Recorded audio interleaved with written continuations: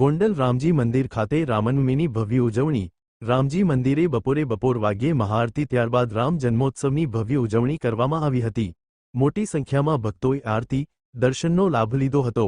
અહેવાલ સંજય પોપટ।